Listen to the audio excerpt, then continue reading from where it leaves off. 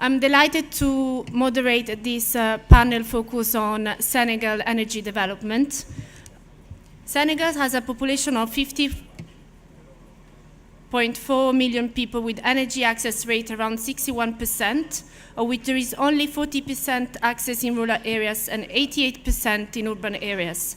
The current generation capacity is 854 megawatts. In 2014, the government adopted the Plan Sénégal Émergent and has set the target to achieve universal energy access by 2025 through a combination of on-grid and off-grid solutions. To achieve the objectives of the PSE, it is imperative to further develop the energy infrastructure sectors to improve the business environment and to strengthen human capital to meet financial needs of the economy.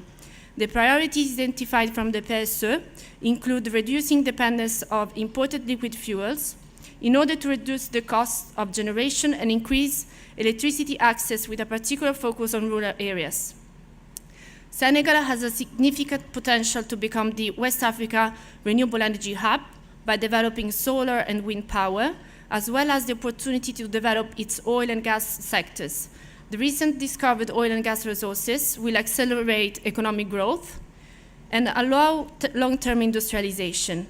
In view of starting oil and gas production as soon as 2021, there is a need of a strengthened government capacity to handle the commercial negotiations and regulatory requirements involved in advancing resources towards development. I'm delighted to be the moderator of this panel, and I would like to ask to my panelists to introduce themselves, please. Commencing by Dr. Bodge, please. Just if one of the panelists could introduce themselves, and then you will be making the presentation, voilà. Please. Je peux venir, hein? Je peux me plugger.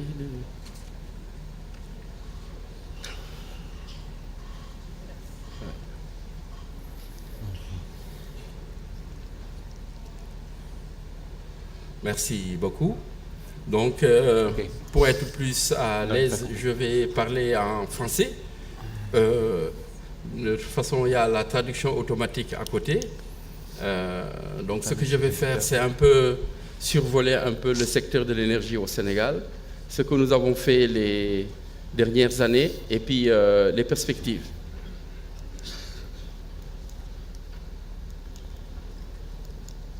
Ça marche.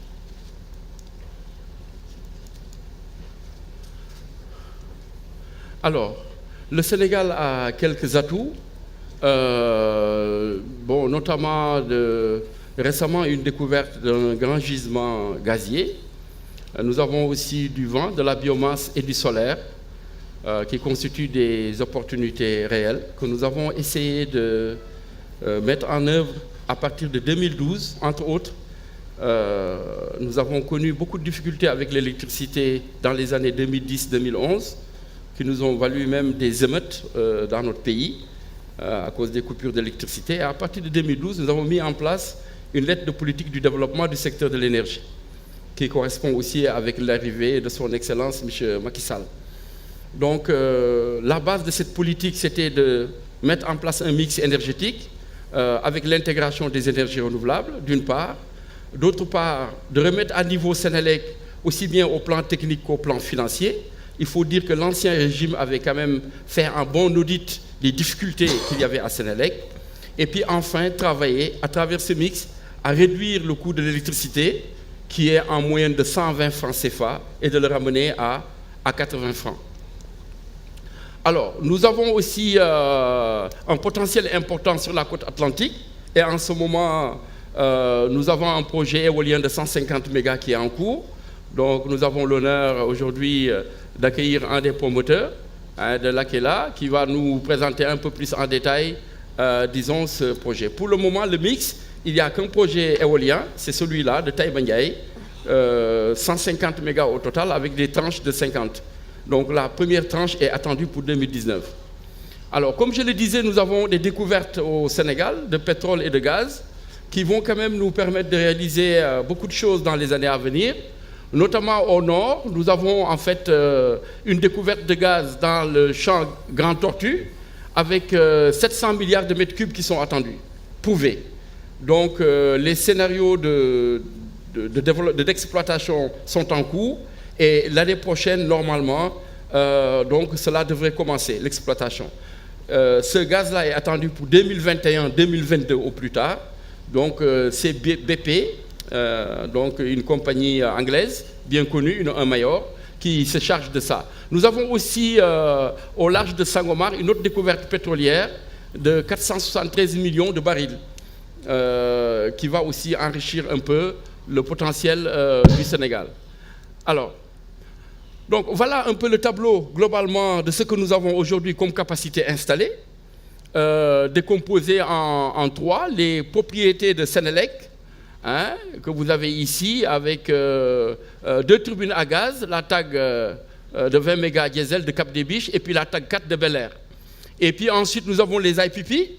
Le Sénégal depuis 1999 a commencé à expérimenter les IPP. Notre première IPP date de 1999.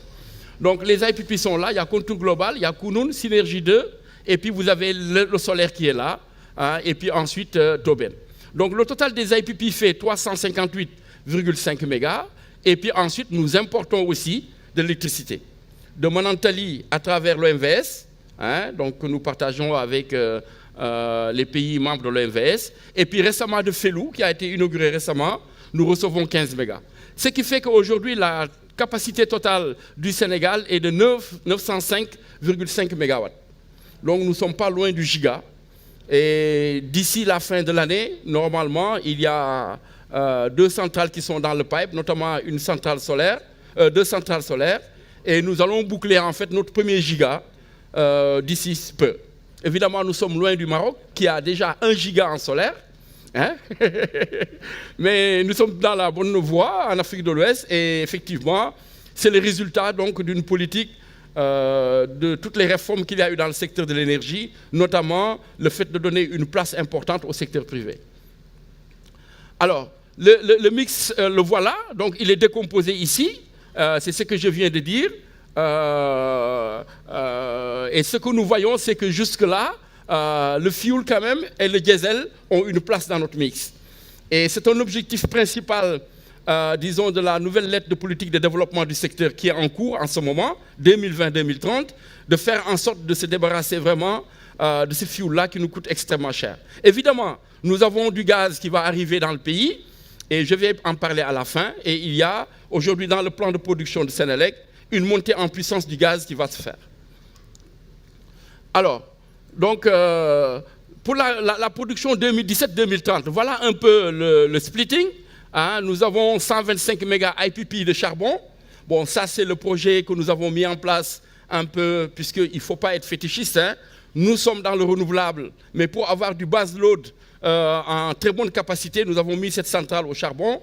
Il y a eu quelques petits problèmes d'ordre environnemental avec la localité, mais quand même, c'est un projet qui va démarrer l'année prochaine. Ensuite, pour Hydro, comme je l'ai dit, nous attendons Caleta et Gouina, 48 plus 35 en 2020. Ensuite, pour Sambagalou, 61 plus 100 mégas en 2021 et 270 mégas de charbon, / gaz. Mais ça, je crois que les découvertes récentes de gaz, ce plan de production a été fait avant qu'il y ait la confirmation totale des potentialités qu'il y a en gaz. Je crois que ça va changer et Sénélec a l'intention de mettre le focus sur le gaz to power. Hein, je vais en parler à la fin. Alors, donc vous avez ici 690 mégas sur 7 ans de gaz. À partir de 2022, la même remarque s'applique. Cette date-là, elle risque d'être avancée puisque nous voulons que Sénélec puisse avoir les infrastructures d'utiliser le GNL avant même le gaz du Nord, que le gaz soit là. Donc ça veut dire que dans les 2 années, pouvoir un peu se doter d'une capacité suffisante pour pouvoir effectivement attendre le gaz. Hein. Et puis il y a aussi 75 mégas qui sont attendus de Koukou Tamba, qui est aussi donc, une localité de l'OMVS. Alors, les projets IPP qui sont en année j'en parlais tout à l'heure, en exploitation, en développement et qui vont être expliqués. Alors, nous avons 20 mégas de Synergie 2, ça a été déjà donc, inauguré. Alors, Kima Solar, 20 mégas en exploitation en 2016, ça a été fait, c'est à Malikounda à côté de Mbour. 30 mégas de synergie PV, c'est déjà en exploitation. Et puis TEN Mérina, 29,5, c'est également en exploitation. Alors vous avez ici les étoiles là où se trouvent les centrales solaires. Dire seulement la remarque suivante, nous avons un peu péché dans la planification pour l'installation de ces centrales. Puisque les promoteurs, ce qu'ils voudraient très souvent, c'est de mettre auprès d'un point où ils peuvent injecter, où il y a un poste d'évacuation. Mais du coup, ça ne correspond pas toujours à la distribution des infrastructures d'énergie pour pouvoir effectivement couvrir tout le pays. Et vous voyez que déjà nous avons hérité de la colonisation le fait que toutes les infrastructures énergétiques étaient sur la côte et nous sommes venus renforcer ça. C'est très dommage. Mais nous sommes en train de rectifier pour que le nord-est du Sénégal, qui est off-grid en fait, qui est hors du réseau interconnecté, que cette partie nord-est puisse être effectivement récipiendaire de nouvelles capacités. Alors, nous avons ici à venir en 2018 Énergie Ressources, c'est à Kaolack. Nous avons également 25 mégas à Dias, ça c'est la coopération allemande avec la KfW. Donc 30 mégas de Skyling Solar à Kaoun, hein, c'est le même site que Énergie Ressources là-bas. Et puis ensuite 47 mégas de Skyling Solar à mettre aussi dans d'autres sites. Et comme je disais, on va cibler le sud. Alors, Skyling Solar nous a permis aujourd'hui, le gouvernement a décidé de confier le temps de l'appel d'offres à Skyling Solar et les prix ont été divisés par deux. Puisque les premiers IPP, c'était entre 65 et 70. Et là, Skyling Solar est arrivé à 4 centimes d'euros du kilowattheure, c'est-à-dire 30 francs. Ce qui est excellent. Hein? Et donc, nous pensons que cette tendance-là va se maintenir et que nous pouvons effectivement renforcer notre mix en mettant davantage du renouvelable. Alors ici, nous avons le projet éolien dont j'ai parlé, qui est tout à fait au nord, qui va venir aussi compléter le mix, puisque tout le reste c'est solaire. Donc avec l'éolien, nous pourrons peut-être un peu régler les problèmes de la régularité du réseau, puisque cette centrale éolienne pourra produire de jour comme de nuit. Hein, donc il faut aussi noter qu'en matière de biomasse, nous n'avons pas encore une unité de biomasse, bien que nous avons de sérieux problèmes avec, les déchets urbains au Sénégal. Donc ça, c'est en perspective. Alors, pour ce qui est du maillage, comme je le disais avant, c'est toute la partie centre-ouest du Sénégal qui était le réseau interconnecté, avec la ligne 225 qui vient de Manantali, qui prend le nord du Sénégal et qui arrive jusqu'à Dakar. Hein? Mais tout le reste était dans un sorte de réseau off-grid, on va dire ça comme ça, non interconnecté. Et donc, avec les projets de Sambangalou, hein, que nous avons là, nous allons avoir deux lignes qui vont en fait quitter l'est du Sénégal et puis venir dans le centre et nous aurons ainsi maillé le pays. Parce que le réseau en fait est un frein au développement intégral des énergies renouvelables, mais avec ces projets qui ont démarré, la construction a commencé, donc nous allons pouvoir régler définitivement ce problème-là. Alors nous avons eu aussi un programme important au Sénégal, c'est le PUDC, le programme d'urgence développement communautaire, qui a 3 axes d'intervention, la question de l'eau, la question de l'électricité rurale, et puis ensuite la question des routes. Et donc vous voyez ici, le réseau a été beaucoup densifié par des mini-réseaux à travers le programme du PUDC. Je n'ai pas voulu alourdir en donnant les chiffres, mais tout ce que vous voyez là, ici en vert, c'est entre ASER et PUDC, ils ont pu étendre petit à petit et densifier le réseau. Donc notre FIC du futur, il est là, mais comme j'ai dit, ce mix-là, il va être revu, puisque en réalité, l'objectif du Sénégal, c'est d'en faire un hub d'électricité basé sur 2 sources essentiellement, le gaz, mais également les énergies renouvelables. Donc c'est un mix qui va être revu, corrigé, puisque nous voulons une montée en puissance du gaz à la lumière donc des nouvelles découvertes de gaz. Alors, l'option gaz to power, il est là. Et comme je disais tout à l'heure, on entrevoit une solution transitoire d'utilisation du GNL avec la mise en place d'un FSRU. Hein? Donc un bateau, un bateau flottant qui va nous permettre un peu de traiter le GNL et avant l'heure de pouvoir démarrer.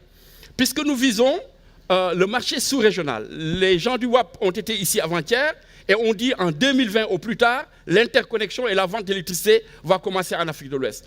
Donc nous voulons positionner le Sénégal comme un hub en matière d'électricité, de pouvoir relier les gros marchés tels que le Nigeria et utiliser le gaz pour vendre de l'électricité. Et nous avons effectivement tous les prérequis pour en arriver à ça. Alors, il y a aussi le management stratégique de Sénélec qui a accompagné toutes ces réformes. Donc notamment le fait que Sénélec a fait beaucoup d'efforts pour son redressement financier et sa trésorerie, ce qui a amené un certain nombre de résultats, notamment la notation financière A à moins, hein, dont Sénélec a été le récipiendaire. Hein. Donc, avec tous ces projets, je pense que valablement, nous pouvons faire un appel à l'ensemble des investisseurs, l'ensemble des opérateurs dans le secteur de l'énergie, que ce soit dans le grid, que ce soit dans les capacités, donc à s'intéresser davantage au Sénégal, puisque à la lumière des projets gaziers, nous allons avoir effectivement beaucoup d'opportunités.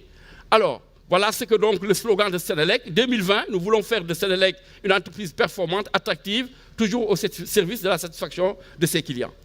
Et enfin, le gaz et le pétrole. Donc, je donne ici les chiffres.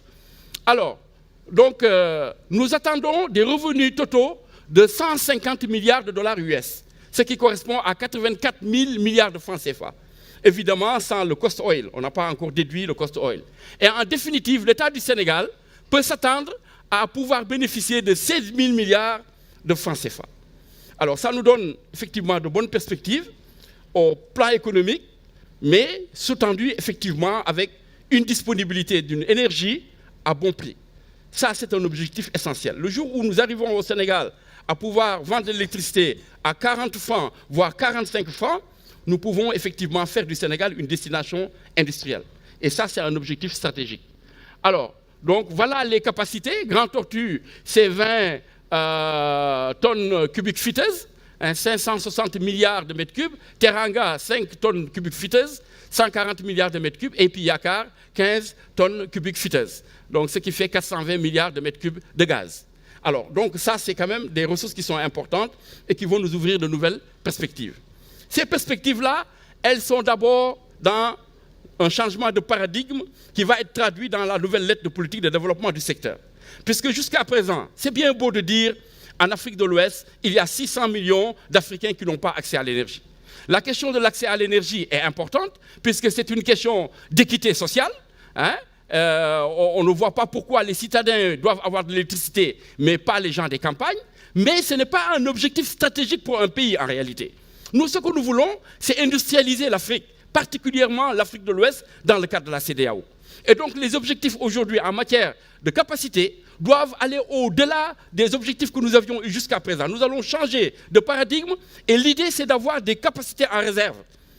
Et ça, c'est un bon signal pour les investisseurs. Quand vous savez qu'au Sénégal, la moitié des capacités installées est en réserve, mais ça, c'est une excellente nouvelle pour que les gens viennent investir. Donc l'industrialisation dans le cadre de l'ECOWAS, c'est un objectif essentiel qui se retrouve aussi dans le PSE et que va permettre effectivement les nouveaux développements pétroliers et gaziers. Enfin, le marché sous-régional, comme je l'ai dit avec le WAP, pouvoir donc faire du Sénégal un hub d'électricité. Voilà un peu la présentation que je voulais faire du secteur. Je vous remercie de votre attention.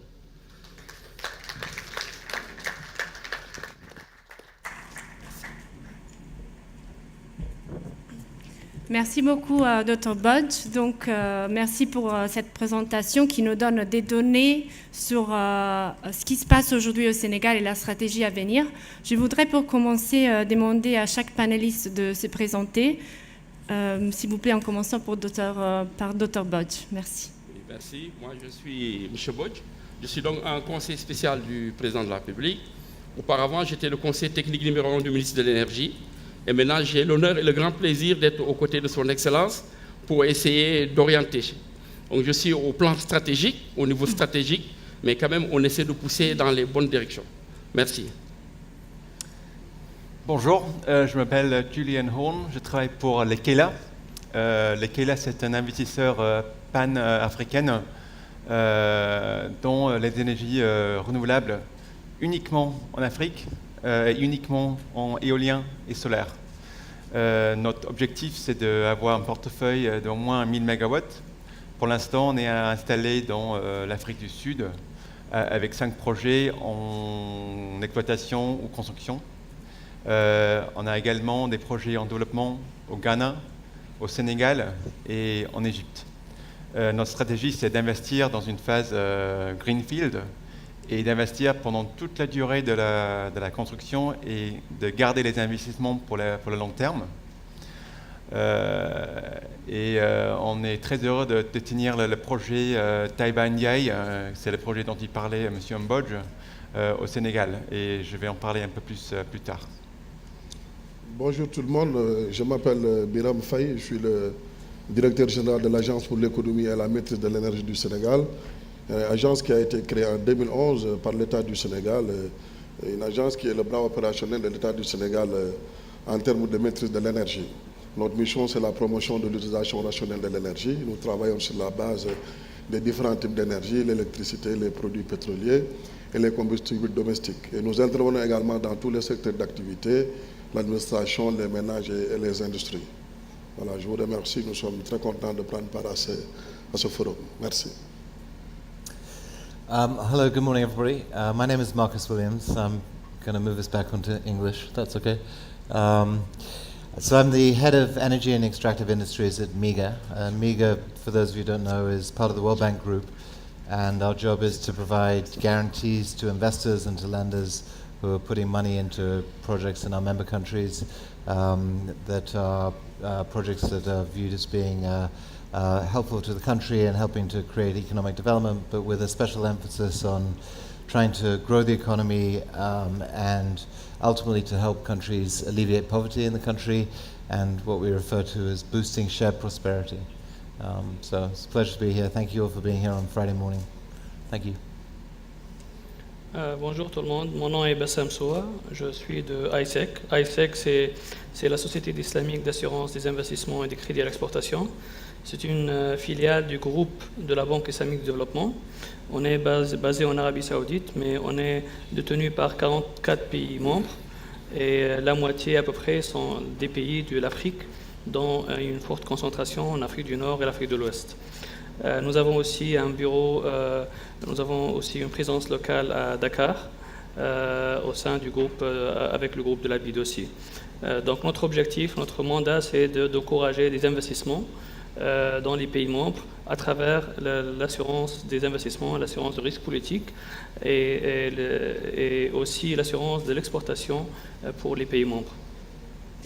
Merci. Parfait, merci beaucoup. Donc, en revenant à la présentation que Dr Bodge vient de faire, on a vu l'évolution du secteur énergétique du Sénégal, donc l'électricité, la réduction de coûts, la production actuelle au niveau de génération, le réseau, la coopération régionale, mais aussi les opportunités d'investissement dans les secteurs gaziers et du pétrole. Donc, en parlant de revenue, quel type de revenus sont attendus et qu'est-ce qu'on va faire avec? Monsieur Bodge, s'il vous plaît. Est-ce que vous pouvez... Quel type de revenus? Et aussi peut-être nous donner un overview sur la coopération régionale dans la sous-région et les opportunités du WAP. Oui, merci. Bon, je crois que j'ai beaucoup parlé. Hein. Il faut peut-être interroger les autres. Mais ce que je veux dire, c'est que bon, on a 2 lois en ce moment. La semaine dernière, le président a réuni toute la communauté, les acteurs privés, les industriels, les associations de jeunesse, de femmes, les autorités coutumières pour un peu discuter d'une loi d'orientation sur la répartition des revenus du pétrole. Ce n'est pas un problème nouveau, il y a beaucoup de pays qui ont été confrontés à ça, mais le Sénégal, avec donc, disons, les atouts que nous avons en matière de démocratie, c'est quand même ça, c'est pas la peine de faire la grosse tête, mais quand même le Sénégal a pu échapper à beaucoup de, disons, d'instabilité qui caractérise certains pays africains. Donc nous voulons nous baser sur cette expérience démocratique et de gestion sociale pour construire une démocratie pétrolière. Hein, c'est un peu antinomique, hein, puisque en général, quand il y a du pétrole, bon, dans la plupart du temps, c'est un gros problème. Donc le président a envie d'interroger un peu les secteurs de la société pour voir qu'est-ce qu'on va faire avec ces ressources. Et il est ressorti essentiellement 3 choses. Évidemment, un fonds de stabilisation pour parer aux fluctuations du cours du baril, ça c'est un. Deuxièmement, un fonds qui serait destiné, donc, disons, à l'avenir et aux générations futures, et qui serait confié au fonds 6, qui est donc un fonds d'investissement, qui est d'ailleurs partie prenante dans beaucoup d'IPP que j'ai cités ici. Le fonds 6 a pris une part des actifs et a investi dans ces projets IPP. Donc, c'est le fonds 6 qui pourrait effectivement gérer ce fonds-là. Et enfin, disons, il y a une bonne partie de ces fonds qui servirait effectivement aux objectifs de développement, hein, dont j'ai parlé tout à l'heure, notamment l'objectif d'industrialisation, les objectifs de développement social, de réduction des inégalités, etc. C'est classique, hein, c'est connu, mais vous savez, dans le domaine du pétrole, bon, c'est plus facile de parler que de faire.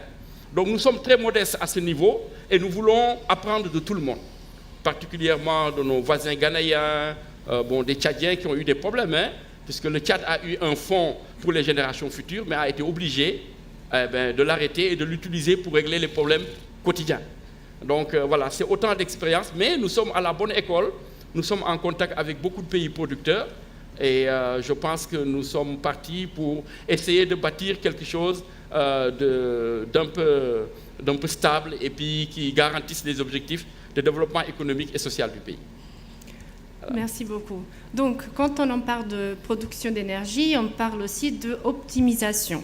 Donc, matrice de l'énergie, efficacité énergétique, comment la gestion, l'optimisation, optimiser la consommation, éviter les gaspillages. On a ici les DG de l'Agence pour l'économie et la matrice de l'énergie. Et je voudrais demander à Monsieur Biram, quels sont les résultats que vous avez obtenus jusqu'à présent, votre mission, les objectifs de la stratégie et votre vision pour les années à venir en parallèle avec la thématique de notre forum, réflexion sur les 20 ans de développement énergétique en Afrique. Merci. Oui, merci. Je réponds à partir d'ici ou je viens au niveau du pupitre? Non, vous pouvez pas. Voilà. Merci beaucoup. Je voudrais d'abord remercier mon ami et compatriote Mbodj pour la pertinence de son exposé de tout à l'heure et essayer d'apporter des éléments de réponse par rapport aux questions qui ont été soulevées tout à l'heure par ma très chère Valérie. Voilà, au Sénégal, quand même, nous pouvons dire que nous avons une histoire avec la maîtrise de l'énergie, parce qu'à partir des années 80, après juste la crise pétrolière des années 70, des initiatives ont été prises par l'État du Sénégal. Souvent, c'est des missions pilotes qui n'ont pas eu beaucoup de suivi, en tout cas beaucoup d'effets, à des degrés variés qui ont été prises ces initiatives par l'État du Sénégal. En 2011, la crise énergétique a connu quand même une profondeur compliquée, et Mbodj l'a dit tout à l'heure, ça a été très aigu et même il y a eu des émeutes sur le plan social qui ont entraîné l'ancien régime, qui ont poussé l'ancien régime quand même à organiser des consultations nationales, des assises nationales sur la question relative à la maîtrise de l'énergie, des assises auxquelles pratiquement tous les acteurs du secteur ont participé. Les syndicats, la société civile, la presse, les acteurs, le gouvernement, l'État, tout le monde. Parmi les recommandations fortes qui sont issues de ces assises, la recommandation principale, c'était la mise en place d'une institution dédiée à la maîtrise de l'énergie. C'est dans ce contexte que l'Agence pour l'économie et la maîtrise de l'énergie a été portée sur les fonds baptismaux en 2011 et a pour mission la promotion de l'utilisation rationnelle de l'énergie. C'est ça notre mission principale. Nous intervenons dans tous les secteurs d'activité, l'administration, les ménages et les industries, et nous travaillons sur la base de tous les types d'énergie, l'électricité, les produits pétroliers et les combustibles domestiques. Les objectifs qui nous sont fixés par l'État du Sénégal sont deux. Le premier objectif, c'est réduire les consommations finales à hauteur de 40% dans la lettre de politique de développement du secteur de l'énergie, avec date de référence 2012-2020. Le deuxième objectif qui nous est fixé par l'État du Sénégal, c'est de travailler à réduire les consommations publiques d'électricité à hauteur de 10 à 15% par an. Maintenant, qu'est-ce que nous avons fait par rapport à ces objectifs qui nous sont fixés? Nous avons initié un certain nombre de programmes sur lesquels nous travaillons jusqu'ici. Parmi ces programmes, nous pouvons donner à caractère d'exemple quelques-uns. Le premier programme, c'est axé dans l'administration, conformément à l'objectif qui nous est fixé par l'État du Sénégal dans le cadre de la lettre de politique de développement du secteur de l'énergie. Ce programme nous a permis d'auditer les 7000 polices d'abonnement de l'administration sénégalaise, au niveau de l'administration centrale, l'administration décentralisée et les établissements publics à autonomie financière. L'audit a révélé des anomalies que nous avons classées dans deux catégories, les anomalies à caractère administratif et les anomalies à caractère technique. Pour les anomalies à caractère administratif, nous avons apporté toutes les solutions, en tout cas les réponses nécessaires.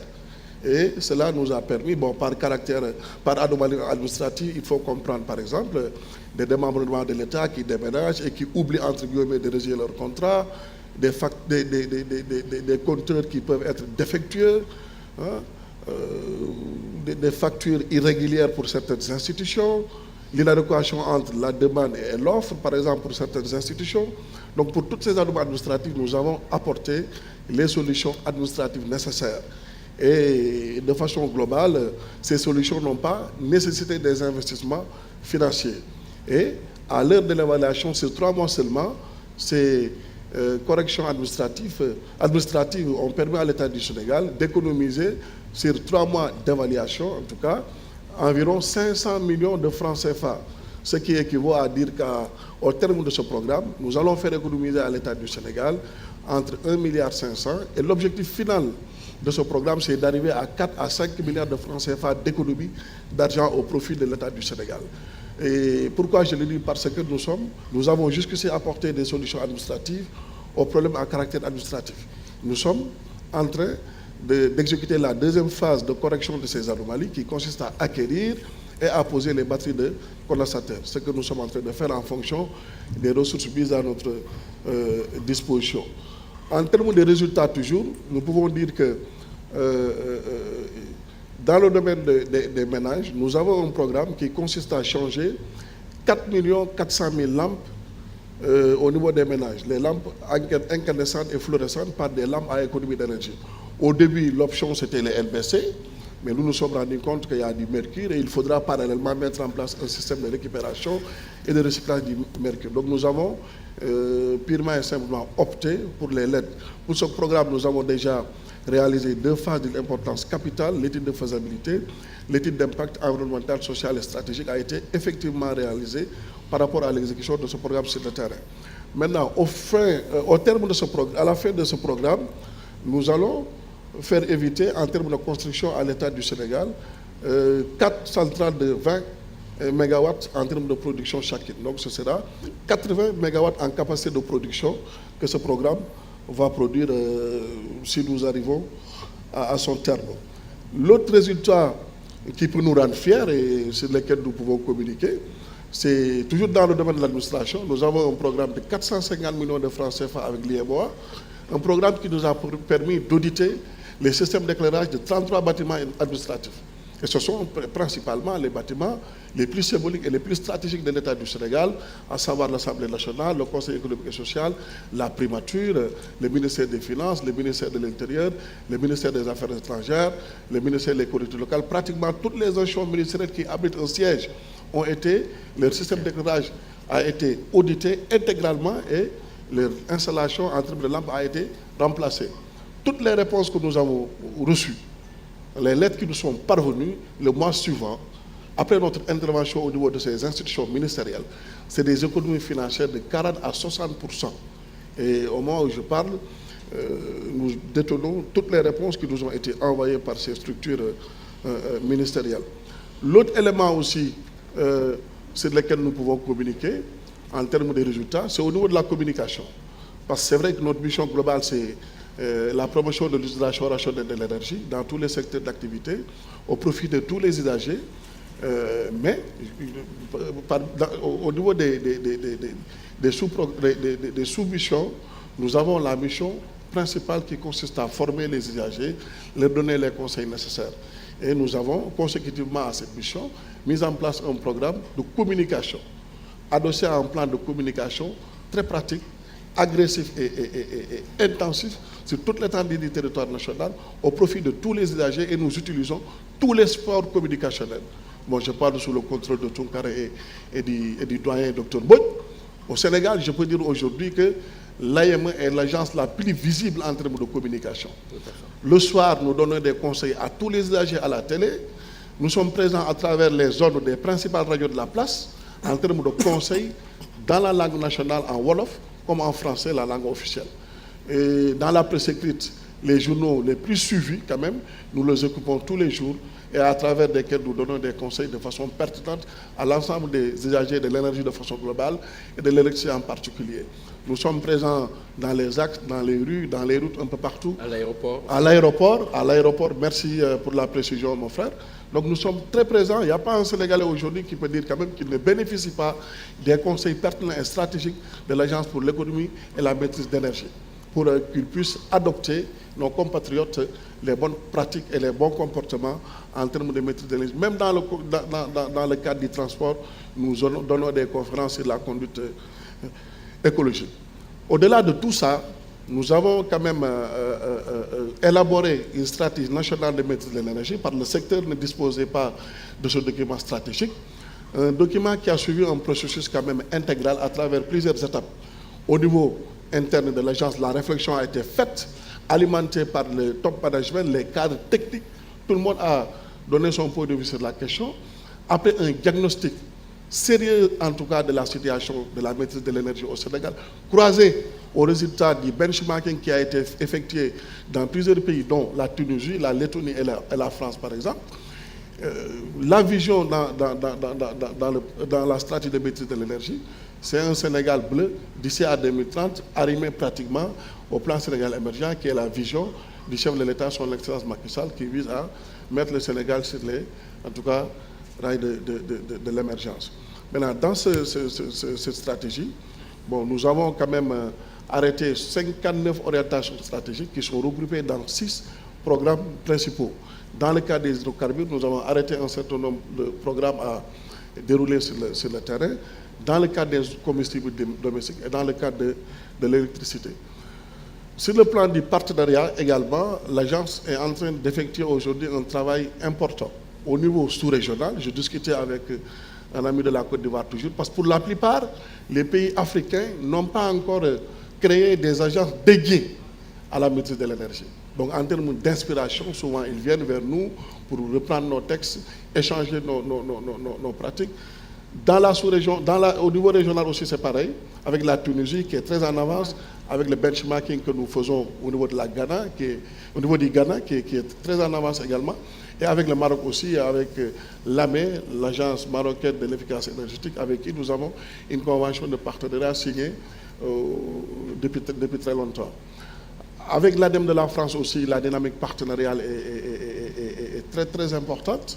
Parce qu'avant le départ de la ministre Ségolène Royal, par exemple, nous avons signé, c'est moi-même qui ai signé la convention au sein du ministère de Ségolène, pour un financement de plus de 450 millions de francs CFA pour expérimenter les bâtiments bioclimatiques et bas carbone au niveau de la ville de Diamniadio, la nouvelle ville qui est en train d'être créée, en tout cas, par le président de la République. Donc voilà en résumé la situation de la maîtrise de l'énergie au Sénégal, l'historique. Nous sommes ouverts aussi pour essayer d'apporter des éléments de réponse par rapport aux questions qui seront soulevées par le charmant public. Je vous remercie Valérie. Merci à vous. Donc on l'a vu, vous avez eu des résultats concrets par rapport à l'optimisation et la gestion de la consommation. Donc vous avez dit votre stratégie n'a pas impliqué jusqu'à présent des investissements. Vous êtes aussi, vous travaillez avec des autres pays dans la sous-région, notamment la Tunisie, le Maroc et les Ghana. Quand on parle de mix énergétique, on parle bien sûr des énergies renouvelables. Donc, je voudrais demander à Julien d'apporter votre expérience au Sénégal, surtout qu'on a mentionné votre projet Elian qui va être en production bientôt. Donc, est-ce que vous pouvez partager votre expérience avec nous, s'il vous plaît? Oui. Donc, je souhaite parler de notre projet Taïba Ndiaye, le parc éolien Taïba Ndiaye au Sénégal. Donc, nous, on est ravis d'être l'investisseur dans ce projet. C'est un projet de 158 MW qui est un projet phare pour le pays. Ça va fournir à peu près 11% de la production du pays. Ça va être le plus gros parc éolien dans l'Afrique de l'Ouest. Et c'est une partie importante du mix énergétique du Sénégal, puisqu'on est en complément avec le solaire, on va produire pendant toute la journée. Voilà, donc ce projet a une longue histoire. En fait, le projet est en développement depuis même 12 ans maintenant. mais on est ravis d'être maintenant au bout de cet long chemin. Et dans les prochaines semaines, on espère pouvoir faire le premier tirage pour le bouclage financier. Donc, on espère pouvoir implanter les premières éoliennes au courant de 2019. Ça consiste de 46 éoliennes. Le financement pour le projet a été fourni par OPIC, qui est l'investisseur américain, et EKF, qui est le crédit d'export danois. Ils ont apporté beaucoup de soutien pendant quelques années et les turbines vont être fournies par Vestas. Et l'investisseur est évidemment Lekela.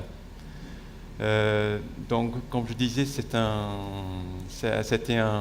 beaucoup de travail pour achever ce projet, mais on est au bout maintenant. Moi, personnellement, je travaille sur le projet depuis 2 ans seulement, mais j'étais très agréablement surpris par le soutien que reçoit ce projet. C'est soutenu par le président lui-même. C'est une partie intégrale du plan Sénégal émergent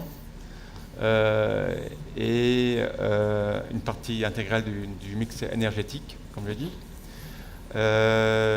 Donc, nous avons très bien travaillé avec les équipes de la Sénélec, des services gouvernementaux du Sénégal, et également avec la population locale.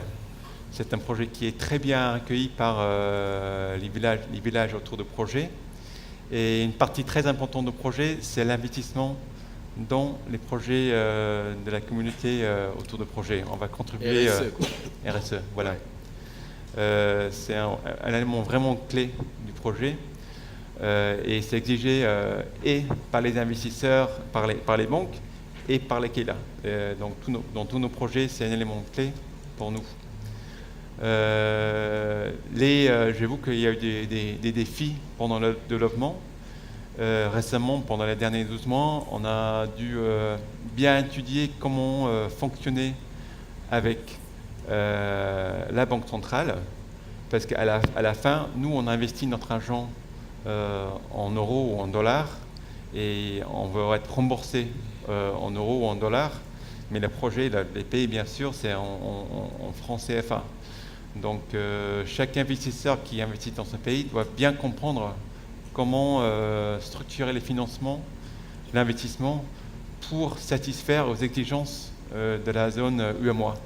C'est un élément essentiel, important, parce qu'il faut pouvoir convertir chaque CFA dans un euro pendant la phase de remboursement. Également, la partie intégration avec les réseaux est très importante. Et nous devons travailler en partenariat avec la Sénélec pour qu'ils apportent une réserve tournante au réseau pour accompagner ces énergies renouvelables, également pour le solaire et pour l'éolien. Pour l'instant, les contrats avec les autres centrales ont été signés avec pour produire le maximum possible. Et pour l'instant, il y aura des défis pour gérer l'introduction de ces énergies renouvelables. Donc, la Sénélec a un programme pour intégrer ces énergies dans le réseau en apportant différents types d'énergie, différentes réserves tournantes. Pour l'instant, il y a à peu près 15 MW de réserves tournantes dans le réseau, ce qui est très petit. Et pour tous les pays, hein, même sans l'énergie renouvelable. Donc c'est un élément important qu'ils doivent apporter. Mais ouais, à la fin, on devrait avoir d'ici 1 an les premiers 50 MW qui vont sortir de la Terre.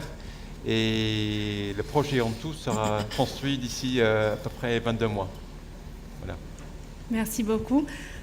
So when it's about developing an energy project in Africa, we saw many times, I've been working in this sector since a couple of years, not just And then seems that the problem is not just find capital available to finance a project or fund basically project to be financed, but it's about find a bankable project. You mentioned some challenges you had with the central bank. However, the government of Senegal supported this project. And I would like to ask to Marcus, your experience, what MIGA is doing to attract investment in new generation and to support renewable energy, as well as what you're doing in the oil and gas industry. If you could give us your thoughts. Okay, thank you very much. I think we're very active in Senegal, and what MIGA does is basically help investors and lenders take the final decision to put their investment money into a country and into a project. And if you think about an investor who's sort of sitting there contemplating an array of investment opportunities, I think that you can break the risks that they are concerned about sort of into two categories. You have all the risks that are associated with operating a project, with essentially executing the business plan, and really those are all the kinds of risks that an investor is equipped to do. They're the technical expertise, they're good at raising the financing, they're good at bringing in the right sorts of engineers and consultants to help them to manage what is a technical project. So you have that basket of risks, which is where you have the private sector coming in. But then you have the non-commercial risks, all the things that are really outside of the control of the investor. And MIGA's job is to help manage those non-commercial risks. And we do that because we are a multilateral institution. The governments of our member countries sit on our board of directors. So in this case, the government of Senegal is a member of MIGA. And we have a relationship with the government, just as we have a relationship with the investor. And therefore, if there is a problem with the project that falls into the non-technical side, then we're able to come in and help to try to manage that problem and to get things sort of back on track. And very often, I think you find that these problems come forward, and quite often they're to do with a lack of communication or to do with different expectations. And so, having a sort of a third party in some ways that can come in and help to bring sort of equilibrium back into the equation, I think, is important. In the case of Senegal, we've been very active. We have quite a significant portfolio anyway. I'm very pleased that we are also supporting Lekela on the Tiber project and the government as that project has been brought forward. And we are extremely enthusiastic about supporting the government's ambition to be green by 2030. Which we view as being crucial not just for Senegal, but for the continent and for the entire globe, actually, as we all know. I also think that having been here for 3 days, like probably most of you, one of the things that's been sort of interesting is, we're surrounded here by a lot of extremely bright, capable people who are filled with ambitious ideas and plans, and there's technical expertise, there's capital, there are investment opportunities. There are, to be honest, not very many projects that are actually closing though. And I think it is a tremendous credit to Lekela and to Senegal that this is a very large project and a significant project, and it is coming to close. And that's really a remarkable achievement. It should not be underestimated, because there are many countries that are trying to do things that are sort of struggling. Maybe I would also just say, you asked me about other things we're doing in the country that I think have a support to the energy sector. We are indeed looking at the oil and gas sector and trying to find ways to support investment coming into that sector. I think we're also doing things with the government more directly. For example, helping the government raise funds to put metering equipment in place that I think is a tool that will help strengthen the cash flow that goes through the entire system, which is vital for Lekela and other investors like Lekela to be able to come in and, in a sense, make the bet that if they build a large capital-intensive power plant, that there's going to be a customer who's going to be able to pay for it, because it's sort of essential that the whole value proposition works. I think maybe if I can, the last thing I would say is that again, I'm struck by the fact that you have so many of the ingredients for success, and we're seeing it here. We've got ideas, we've got technicians, we've got engineers, we've got capital, we've got projects that have been feasibility tested. A lot of opportunities. I think that, and certainly there is need. I mean, most of all, there is the need. But one of the things that I think has been a consistent impediment, and I'm not actually talking about Senegal here, I'm really talking about perhaps everybody else except Senegal, and also as a global institution, we see this across the world, so it's not just an African situation. But I think one of the things that is really needed to the final piece of the puzzle in some way is the coordination on the government side. And we see projects that are ready to go, investors or developers who want their projects to move forward, and financiers who want to finance them. But it's this question of bankability, getting projects to be bankable. And I think that these are complex projects that touch many different parts of an economy and of a society, and therefore the government. And different parts of the government have to be involved in making energy plans, making social plans, approving these things, parliamentary approvals, cabinet approvals. And I think that, again, Senegal should be congratulated for finding a way, and I think through the President's office and his advisors, to bring together these different forces and to help move a project forward.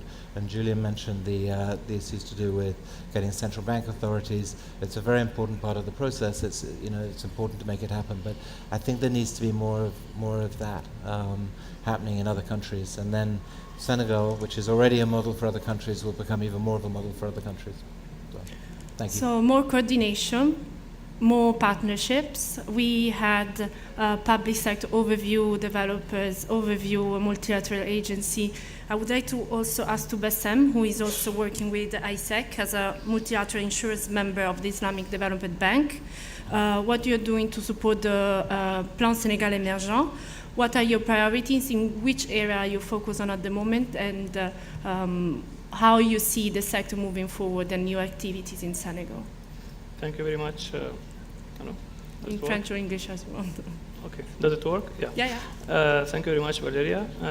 Actually, from the presentation made earlier by Dr. Mbouch, he's already made a good presentation about the plan of Senegal, the pipeline, and when I see the presentation, I think we feel that they have really a huge responsibility to make this happen.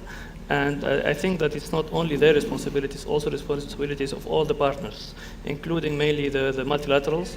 And this is where the IDB, the World Bank, the African Development Bank, and the rest of the partners, they need really to pull their efforts together to support this plan. In terms of the IDB group, I mean, we have different we have different institutions within the group doing different things. And we have the IDB, which is providing mainly financing to public sector. We have ICD, which is the private sector arm, providing financing for the private investment. And we have ITFC, which is the trade finance arm. This is providing the financing for imports and exports. And we have ISEC, that is providing the political risk insurance. So in terms of our involvement in Senegal and in member countries in general, we, as explained earlier, we provide political risk insurance or non-commercial risk insurance. This is very important in our regions, because not only because of the risk, but it's mainly a tool to mobilize resources, to mobilize funds at a lower cost. And also many of the banks, they have certain requirements, certain capital adequacy requirement, where they need to have a kind of credit enhancement in order for them to manage better their capital. So political risk insurance or investment insurance is a tool that is provided in most of the countries where we operate. And it is helping really projects to happen at a lower cost.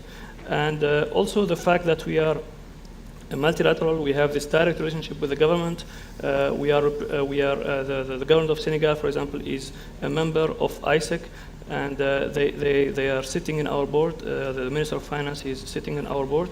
So we have this direct relationship, and we have this also responsibility that we are supervised also by the government of Senegal, and we need really to support. This is briefly in terms of what we can do. So in terms of risks, we cover the non-commercial risks like the expropriation, transfer restriction, and breach of contract. And in terms of our presence in Senegal and our portfolio there, most of our involvement was on mainly on infrastructure. We did support the Dakar airport and also some other infrastructure projects. And we provide support to both public sector and also the private sector. So for the public sector, we can enhance the risk by helping the member countries to mobilize funds from international financial institutions. And for the private sector, we help, we insure both the equity investors, so the investors, we can provide political risk insurance to the investors, and also to the banks who are really supporting these investors and willing to support these countries. We have covered, for example, as an example, the Sindhu power thermal plant, which was financed by FMO, the Dutch DFI, and we provided insurance to FMO for that project. In terms of the future, we are really willing to help Senegal and to mobilize resources. We don't work alone. We work with many partners, including the reinsurance market, the private market. This is where we can mobilize private capacity from the private market, but also we work with other ECAs, export credit agencies like KfW, like EKF and OPIC and others, where we can join hands all together to support projects in Senegal. For Senegal specifically, we have also a physical presence. We have a team. We are present there in Senegal, and my colleague is here, Mr. Brahima Chow. He's based in Dakar, so this is and from that region we cover, from Senegal we cover the sub-region. So this is basically what we are doing so far. Fantastic. I'm conscious we are a little bit running out of time, so before I open the question and answer to the floor, I know that Marcus has a flight to catch, so I don't know if you have 5 more minutes or is that okay? Fine. Yeah, it's fine. So is there any question here in the audience to be addressed to the panel? Fantastic. If we can have a microphone, please.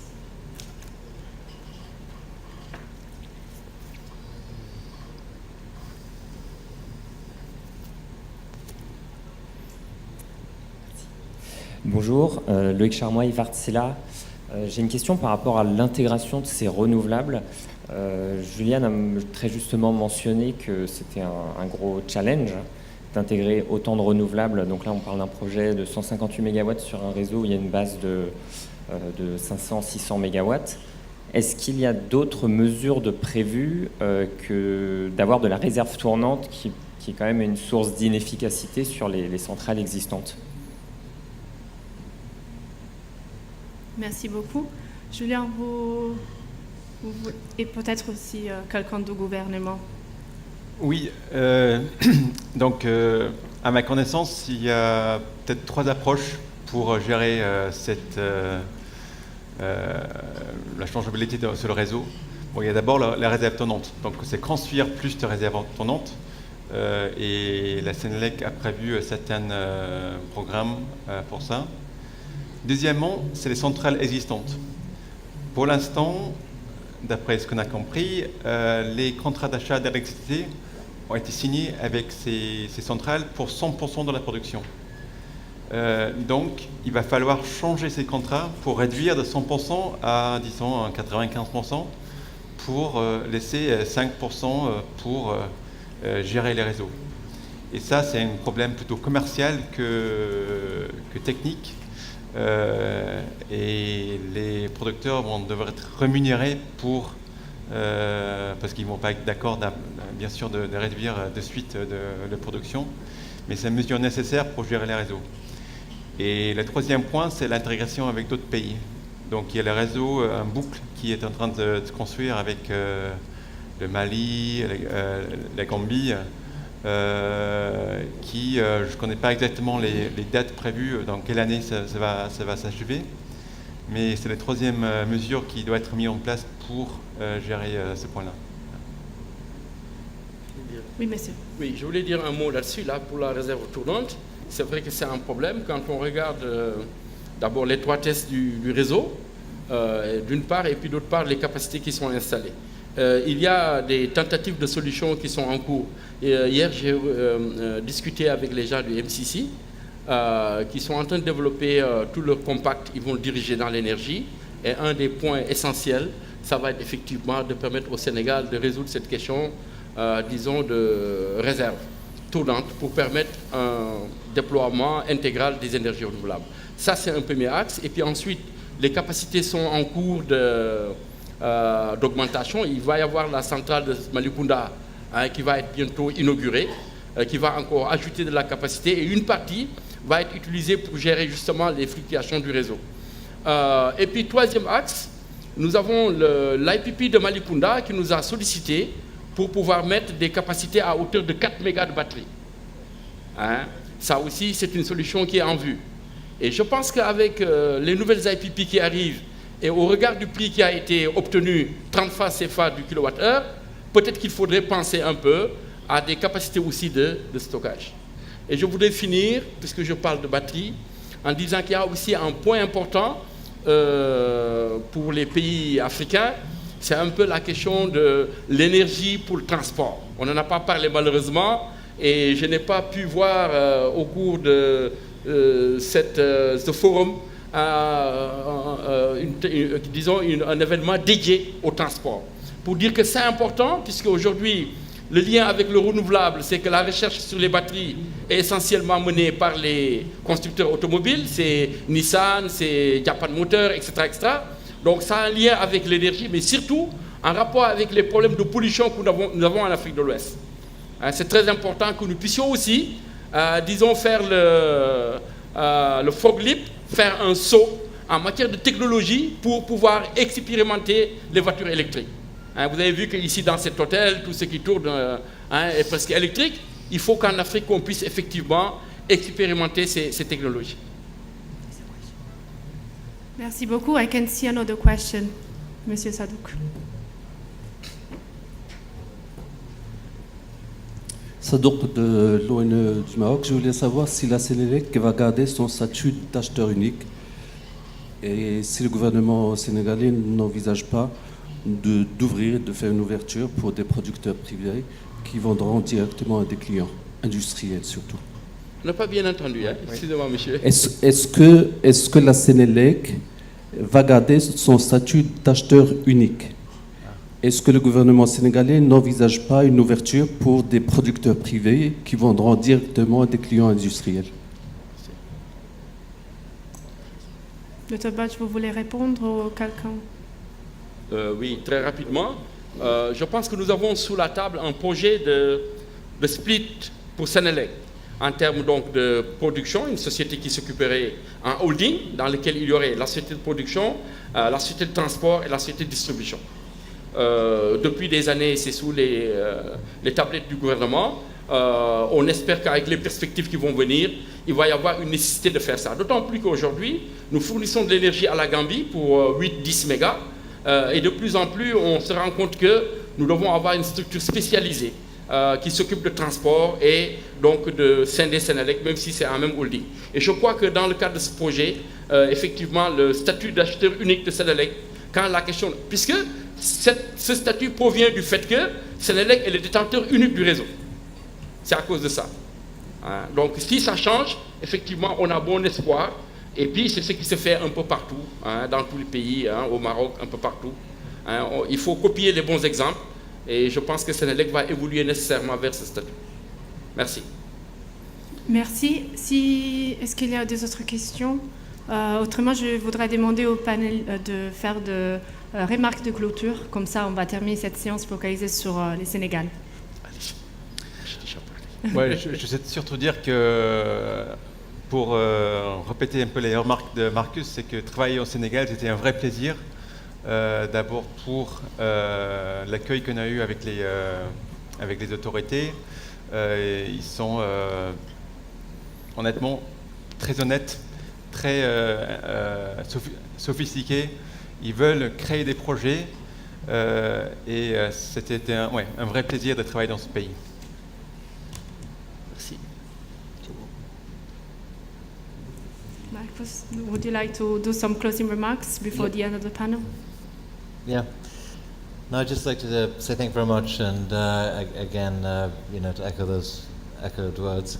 It's very impressive to see what's happening in Senegal. I think there's a plan, and there's a lot of interest from the investment community about bringing forward good projects, and it's a very exciting sector to watch. So it's very nice to be part of it. Thank you. Sam? Yeah, thank you. I just want to reiterate our commitment and our willingness to support Senegal in this plan, and to partner with all, to support all the parties who are involved in the energy projects in Senegal, and potential investors, banks who are willing to finance projects here, and we'll be glad to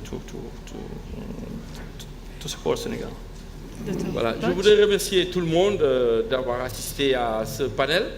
Bon, faire le vœu que la prochaine fois, qu'on ne soit pas le tout dernier, pourquoi pas être lundi ou mardi. Je pense qu'on aurait eu beaucoup plus de monde pour le Sénégal, ça c'est un. Deuxièmement également, faire le vœu. Peut-être que nous serions intéressés peut-être par organiser prochainement, après le Portugal ou peut-être après le Ghana, le même forum au Sénégal, parce que nous avons tout à fait des raisons d'avoir cette ambition-là. Et puis ensuite, encore une fois, inviter donc l'ensemble des opérateurs du secteur de l'énergie de persévérer dans la bonne direction. Ces 20 dernières années, nous avons fait beaucoup de transformations. Il faut persévérer et aller vers l'industrialisation. C'est le dernier message que je voulais lancer. Merci beaucoup, merci aux panélistes, merci aux participants. Donc, soyez les bienvenus au Sénégal. Voilà, il y a le déjeuner qui sera servi. Et profitez bien de l'île Maurice. Merci beaucoup.